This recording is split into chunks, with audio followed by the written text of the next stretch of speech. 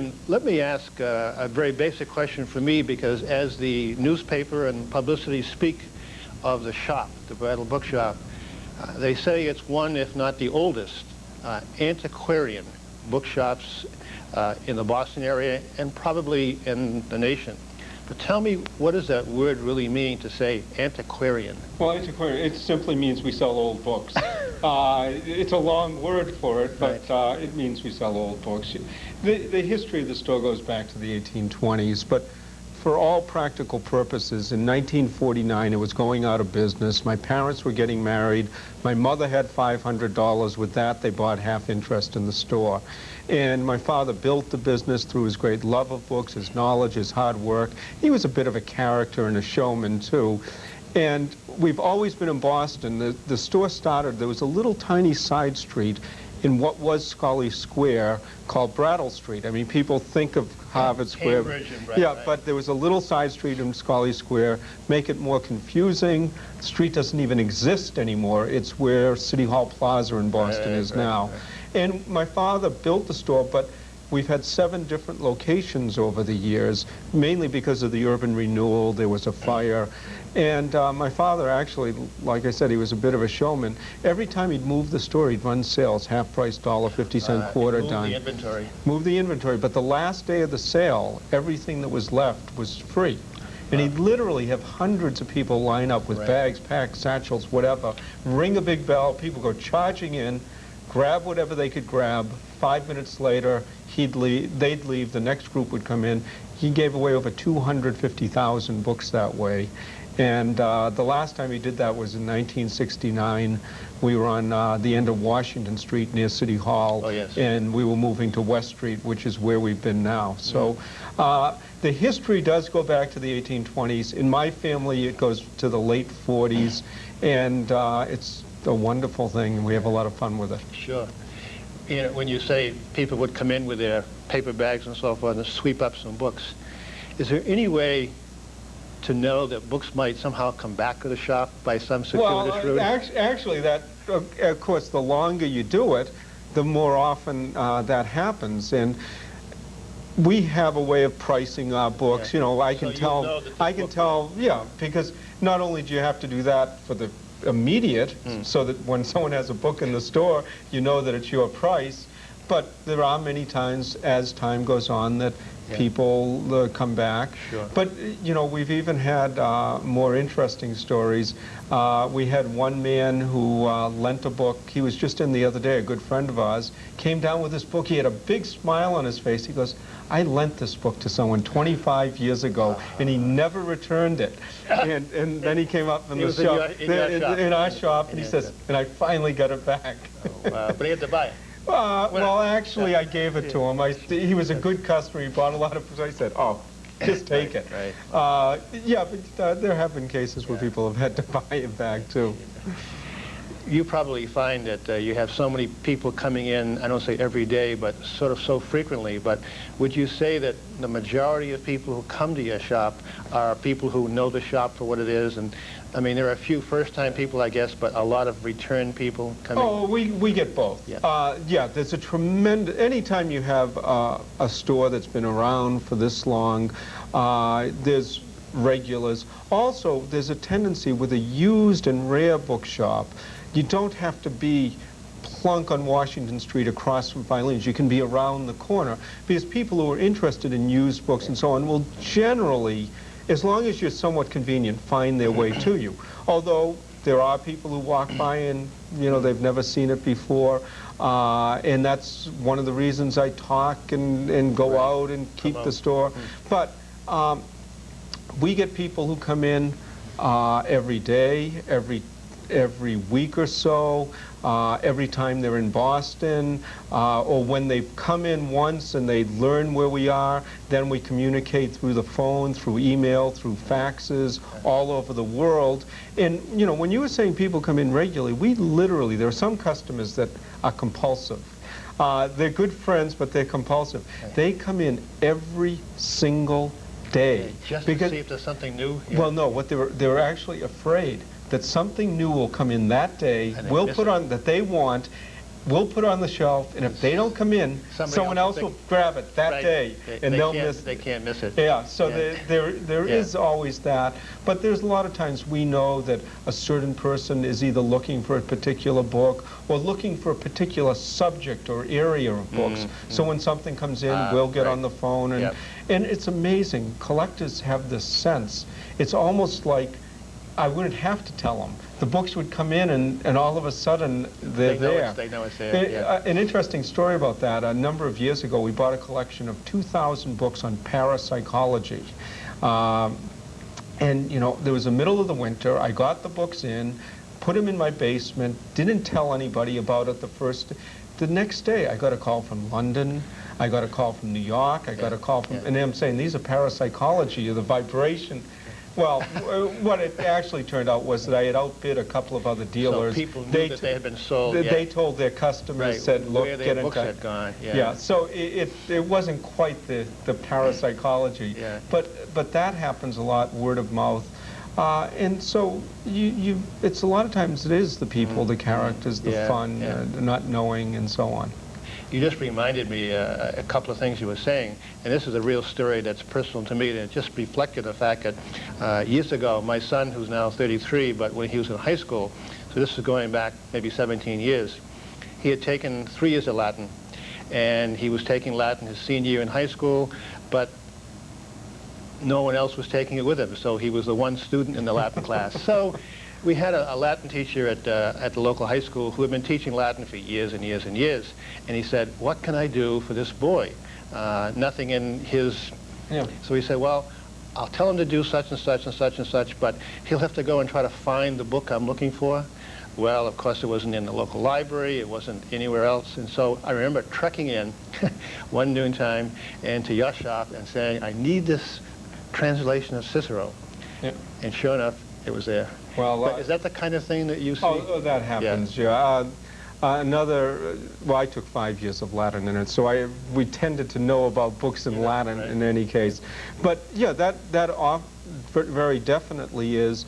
And matter of fact, there are a lot of times people come in for that type of thing, or on the other hand, people are actually collecting one subject, field, area, and they're always looking for books, be it first editions of Dickens and Twain and Faulkner and Fitzgerald, or maybe there's an interest in model railroads or airplanes or war or local history, and you know, they're looking to really put a collection together.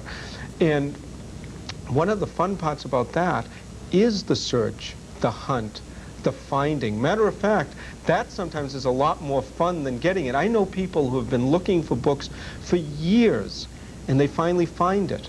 And it actually is disappointing and letting down, because for years they've been able to go to every antique shop, every bookshop, every yard sale, flea market, and not find it, but always have something to look for.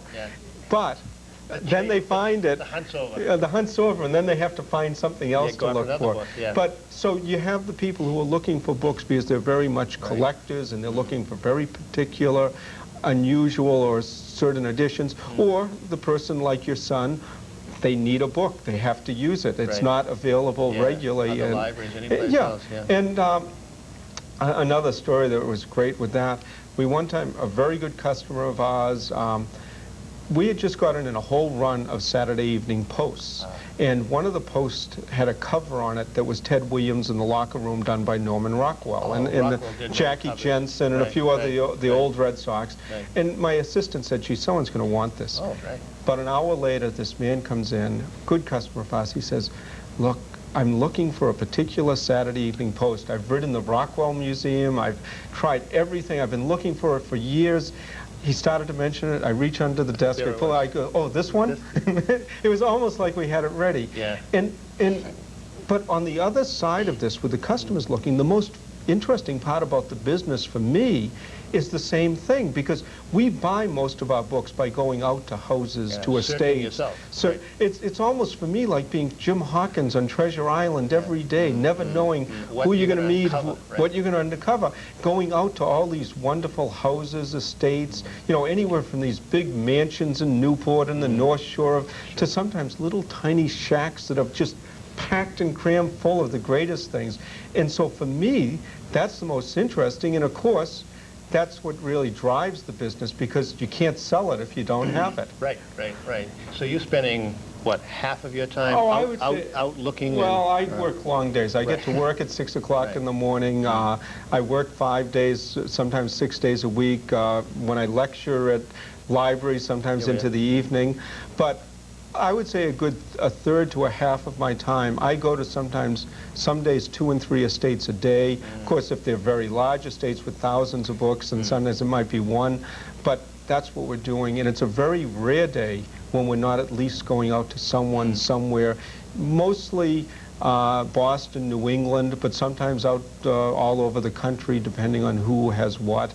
And I mean, that's the real fun, you know, sort of never knowing what's going to show up. Is this going to be just a general group of books, which can be great, or are you going to uncover that rare treasure? It's almost like missing persons. You know, we have private investigators that say, I need to find this missing person. But without saying there's a missing book, you're sort of on the prowl for things that just... Oh, absolutely. And there's actually an interesting aside on that. Sometimes the book that's, quote, rare, which people mean valuable, are sometimes the easiest things to find, whereas the book that isn't necessarily rare is the hardest. One of the very common requests we get is someone will come in, usually older person, and they'll say, well, when I was a little kid, we had a children's book. And they'll start to describe it, and I want to give it to my children or grandchildren. Can you get a copy? Well, it might be worth only $1 or $2. And uncovering a book like that is a needle in a haystack, because nobody pays attention. And there are ways of going about it, and we do try, but it's very, very difficult, very hard. Whereas if somebody wants a first edition of a set of Audubon that might be worth $30,000, $40,000, $50,000, well, tell me you'll pay the money, and I bet you I can make 2 or 3 phone calls and find out where that, quote, rib, it's just, they're expensive, but because they're expensive, dealers pay attention, and I know that so-and-so is likely, and so on. So, you know, the time you're looking for that obscure $2 book is harder than the, quote, rare $20,000 book. These days with technology, those with computers and so forth will dial up into this Amazon.com and find all kinds of books available which have been recently published. But occasionally, which I find myself doing a few weeks back, I'm looking for a book which I thought was published about 20 years ago, and it was, and they'll say, out of print. Yeah. Now, do you get requests from people to say, I need this book, I know it's not in print, it's not in somebody's warehouse? Is that the kind of information? Well, we do that. I mean, right now we probably have about 20,000 names in our computer of people looking. And sometimes we find them almost immediately, like pulling it out under the desk. Sometimes fairly soon. Sometimes we find the book 10 years later and the people forgot they're even looking for the book. But that actually has changed with computers too, because there are either paid services or some general websites where we can now hunt, search, and do a lot of that a lot more efficiently than it used to be done. It's still a lot of work and time consuming, but when we have to find books, it has become easier with the web, and electronic services. And I would say when we really have to, we can find about a third to a half of the books that people want. It's just a very long, involved although it's quicker. Also, a book that I might normally have in my store for $5 or $10, hunting and searching it that way might end up at $50 or $100 because people are charging all the time and effort. So it goes both ways. But the computer, in that sense, is changing things a little. Also, although I think used books and books are still going to last for a long time, the computer is changing things, because probably up until 5 years ago, or 3 years ago, we used to get 2 or 3 people a month to say, do you have a used Encyclopedia Britannica for our kids? They wanted to save a little money, 5, 10 years old. Nowadays, we probably have had 2 or 3 calls in the last 3 years, because everybody uses CD-ROM, online, the internet, and so that has, reference books in particular, has changed dramatically and will change more. And I don't think it's necessarily that bad. There'll be a medium somewhere. Of course, with encyclopedias, knowledge is increasing every day, so it's, you know, a 1940 edition of the World Book of Encyclopedia. Well, it's interesting, but it's not the same. But Vanity Fair by Thackeray, that's a book once written is always going to have the same value in terms of the word. Oh, absolutely. That sort of thing. And it's still, I still find that for reading for detailed reference information, a computer screen is fine. Reading for pleasure, there's just so much you can do. I've never brought my laptop to the beach with me to read a Stephen King novel. Battery, yeah. Even with a good battery to read a Stephen King novel. Yeah. A few years back, I mentioned my son. He was working in Paris a number of years back, and I had occasion to visit. And he mentioned to me, so I took a walk and ended up on this bookstore, book shop, I guess you would call it, Shakespeare. Shakespeare and Company. Are you familiar with that? Yes. Where Hemingway and Gertrude Stein supposedly spent a lot of time there? Yep. Would you compare that in any way to your shop, or is that very different? Well, every used bookstore to a degree is a little bit different because they're tiny business. I mean, ours is one of the larger ones. We have 8 or 10 employees. I mean, but on the scale of things, that's pretty tiny. So every store, to some degree, tends to take on the personality of the owner and the employees and so on. So they're all a little bit quirky and strange and unusual, but in that sense, they're all the same, as opposed to the larger chain new bookstores, which, you know, just by the nature have to be controlled from, you know, New York or wherever their management is.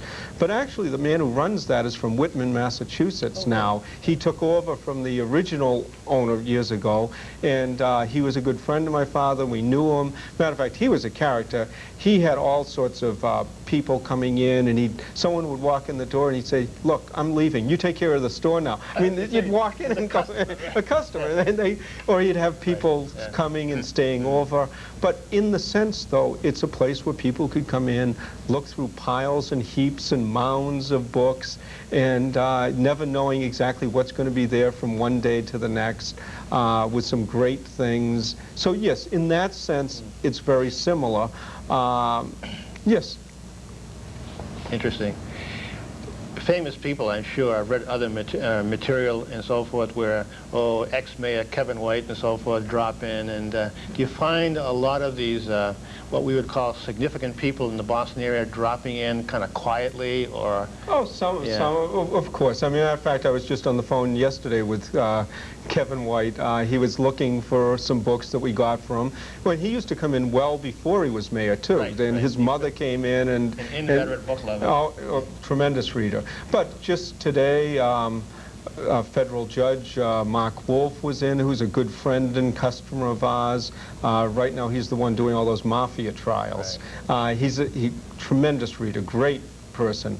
Justice Breyer, who's now the Supreme Court Justice, has bought books and been in. I remember a few years ago, a man came in, didn't, sort of recognized him. Next day he came back in and he didn't have his cap on. It was Carl Malden.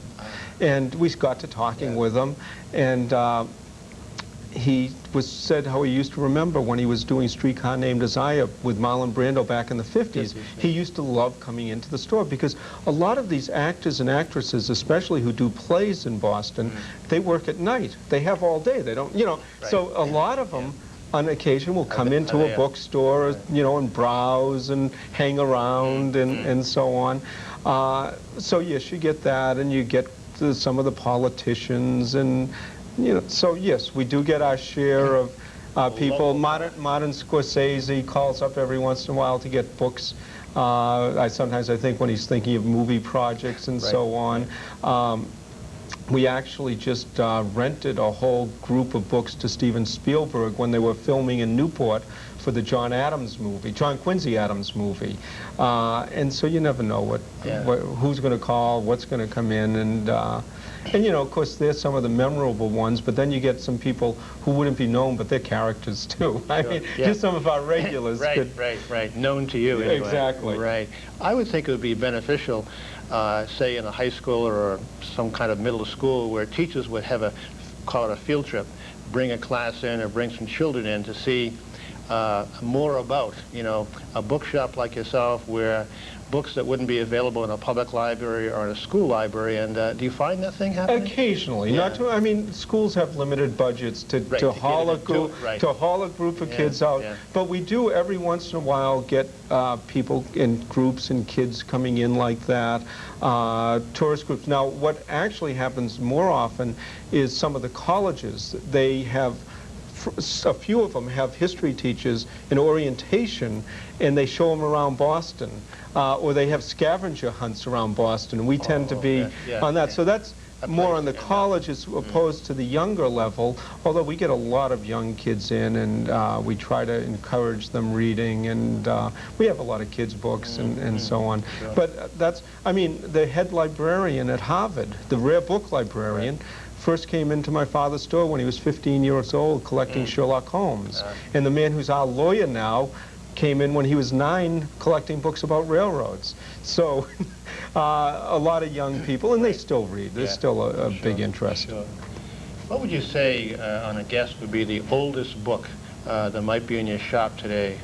Well, we have books in the store back into the 1400s. Matter of fact, one of the things I bring when I do talks and lectures, I bring a page from a book from the 1490s. So it's sort of, I can pass around and show a 500-year-old page. And it's in perfect condition. It's not fragile. It's not, you know, people handle it, hundreds of people handle it, and so on. So back into the 1400s, and we've had occasionally, you know, these illuminated manuscripts that the monks did in monasteries, a few that even go back before the first printed book in 1456. So you get them, but you don't have to be that old to be valuable. I mean, you can have books that are relatively recent, too, that are great books, good literature that people collect and pay money for, too. Now, if I leave a newspaper in the back of my car and after several days with the sun coming in, it yellows out and becomes almost worthless. Yeah. Now, why is it that a book that might be 400 years old, you know, is sustained over some period of time, and is it the quality of the paper? Absolutely. And the ink? Yeah, absolutely. It's particularly the quality of the paper, and things were handmade and so on. But also, in those times, labor was very cheap. And they made things out of rags, so you had no trouble with it. Whereas nowadays, they make it with wood pulps and all that. Now, it's a lot cheaper. But if you made a newspaper out of the same paper they used 200 years ago, your paper each day would probably cost you a few $100s, so you trade off. I mean, and the real value of a newspaper is the daily news, not that you can have it 100. For 500 yeah, then, you know, obviously what they do from there is put it onto microfilm or onto CDs now, and you can preserve it that way. It's not quite as nice as the old paper, but it has the information. Right. If you have a book, maybe I have some older books myself, and years ago when I was living in a house, I'd put them up in the attic and find out that, you know, a couple years later that wasn't the best place to keep them. Well, how should you kind of ensure that books you have are going to last? Well, usually I say if you're comfortable, the books will be comfortable. If it's not too hot, too cold, too damp, too dry, most books have lasted a long time, and they'll last a long time from then. Other little things to do is if you put them in bookshelves, you don't want them too tight in the bookshelf, because someone will inevitably pull it by, these are fine, but someone would inevitably pull it by the top and rip it. Really packed. That's not a good thing also, you probably don't want them in direct sunlight a good part of the day, because the colors, especially the blues and reds and greens, will fade. But that's a few things, but most of it, if you're just careful, they're fine. Now, if you're dealing in really, really rare, one-of-a-kind, well, then you can start talking about controlling the atmosphere in a room and all that, but that's very expensive. Most people, you don't, like I say, if you don't mistreat them, you know, obviously if you put them in the attic, one of the biggest problems can be, you know, if you start getting some squirrels or mice, and in the basements, if they get damp, that's probably the worst. But if you just treat them, I mean, but everything, you know, if you wouldn't want to live in that. Exactly, that's a good rule of thumb. If we're comfortable, the book is comfortable. Exactly. And also, too, when a lot of what comes up, people ask, you know, gee, how do you tell what a book's worth and so on, which is probably the next thing, gee. And a lot of that, it gets down to the individual book. But usually, if someone goes out to a house or an estate, and maybe if they're selling it for a friend, a relative, or someone, if you go to the house and there's a lot of books on one subject, usually that's a good indication the books are good, because no one gets 200 books on how to grow orchids and hasn't gotten, you know, or 100 books on model railroads if they don't know the area. Also, the less the book's about, usually the better the book is. Yeah. You know, if you have a 200-page book and it covers world history of all time, probably isn't an in-depth study. But if you have a 200-page book on the history of Walpole, probably someone spent a lot of time, effort, research in producing and doing that book. So the less it's about, usually the better it is, too. That's a very interesting comment, because I've read that in some of the other stories. And when I first saw the comment, I said, what does this mean? The less, the better. Yeah. But I think the focus is, if I picked up a book, as you say, on the Back Bay, that's better than Boston, because there's something unique and intrinsic to that area of Boston. Yeah, exactly. The more general a history, probably the less detail and facts for a historian. But also, you know, if people are interested in books, I do lectures. You can always call the store. We do hundreds of appraisals over the phone, people wanting to know what a book's worth, and most of them aren't of great value. But most people actually don't expect them to be of great value. They just before they want the book to know that. Yeah, just before they give it away, maybe sell it, maybe give it to grandchildren or to the library, they want to make sure they're not giving some treasury. But every once in a while, something really does show up that really is great, and we're happy to do that too. And sometimes, most of the time, people don't want to sell them, but sometimes they don't want to sell them, but 5 years, 10 years, 20 years down the road, then something comes up with it. You find libraries, whether private colleges, institutions, or so forth, for whatever reasons of space, find themselves trimming down the inventory? Oh, well, not only, absolutely. The people, you have libraries, either local libraries, they have a limited amount of space. Also, nowadays, with computers, audio-visual, all the other things that make up a library, you need room. And you might have the old collection of books that have been in the library 100 years without anyone ever touching them. And, you know, or the books are valuable enough that the library really can't care for them properly. So in that case, there's probably nothing wrong with a small library selling them when the major libraries in the area have the research and the reference copies. So that's it. And on a personal level, the most common reason people sell books or so on is, one, people are moving from, quote, the big house to the smaller, or someone's died and it's an estate and so on. And you're clearing everything out and so on. But that's the most common. Thanks, Kenneth. Well, thank you very much. Yeah, my pleasure. Good. Thank you. Thank you.